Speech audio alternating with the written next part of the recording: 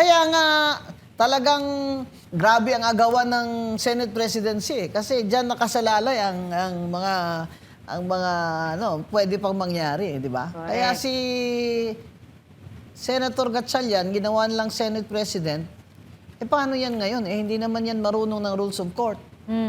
Paano Kaya yan nga. mag-preside dyan?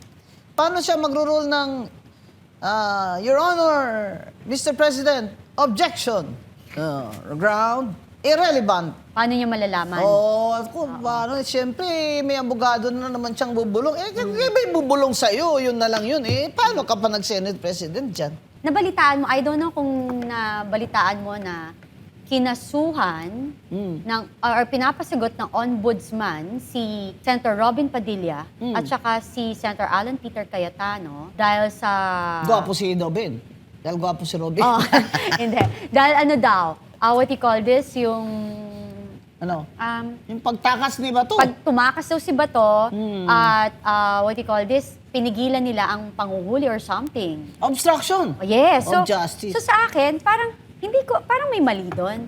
Kasi una, nung umalis si Senator Bato sa Senate, wala naman daw talaga siyang warrant.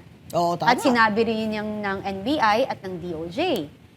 So, saan ang galing yung, di ba, yung obstruction of justice na wala namang tinakasan ng mga Gusto panahon na lang yun. lakasuhan. Ay, by the way, Cathy, bago ko sumagot dyan, nagpapa-thank you po ang Teodoro Luansing College sa Rosario. Okay. Ating mga kaibigan doon sa Batangas sa pagdalo ni Ma'am Mariel Padilla, nag-represent sa kay Senator Robin Padilla as graduation speaker. Yan.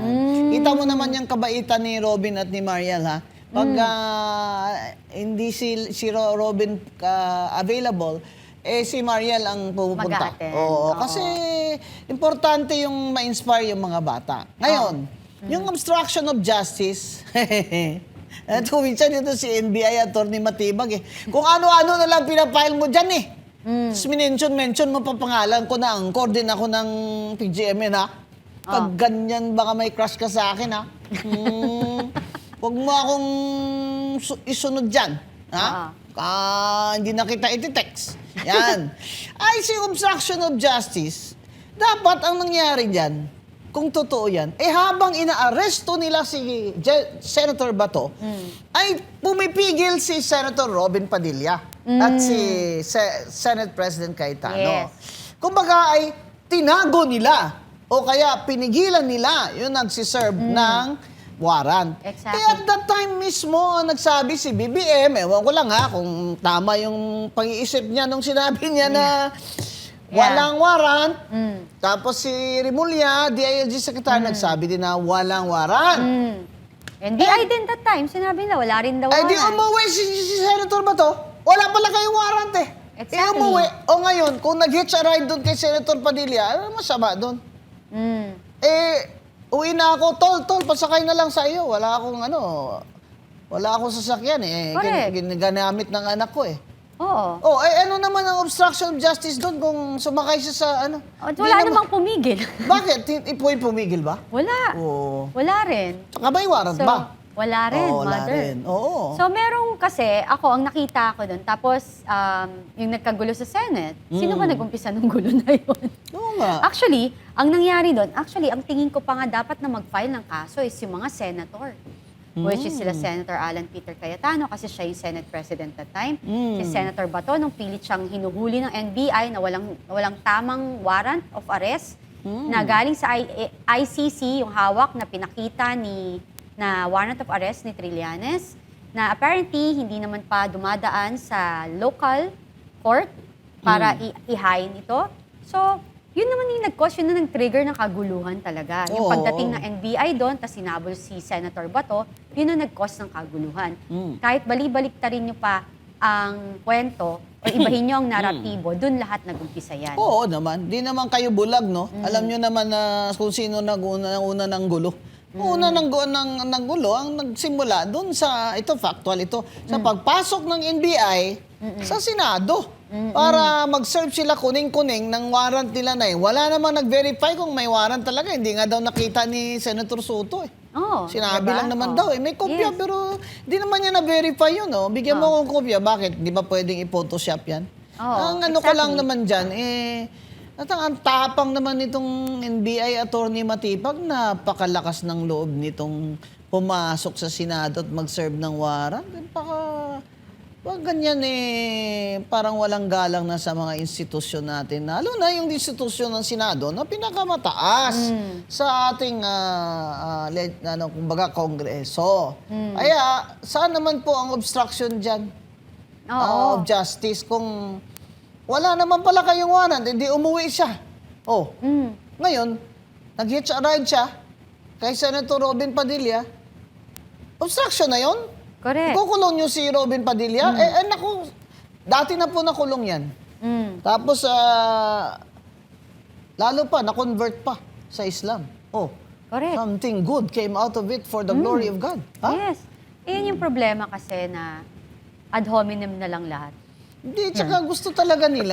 Sorry. Ito, utos talaga to Yeah. Na lahat ng oposisyon ay guluhin para hindi na magsalita. Hindi na, wala nang leader ang mga oposisyon na senador. Kaya yan ang nangyayari ngayon. Oo. Oo, maliban dyan Ano yung trafficking na kaso pinagkakaso na naman ni Matibag kay Mike Defensor? Ayun nga. Pero mother, di ba? Parang meron kasi ako nabasa na yung disturbances of public order, Article 153, na pwede rin na makasuhan ng mga NBI dahil sa pagpasok nila na di ba, na-distorbo, nagkaroon ng kaguluhan. Oo, ang kasi Senado. papasok na si Senator Bato noon sa session hall Di ba?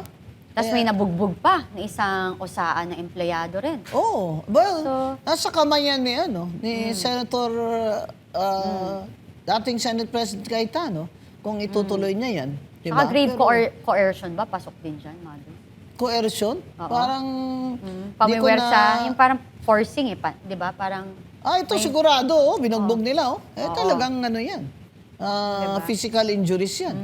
Tsaka, kung nagsisession yung nakaupo na doon si Senate President, ganon, Cayetano, tsaka nangyari yun, pwede silang i-contempt.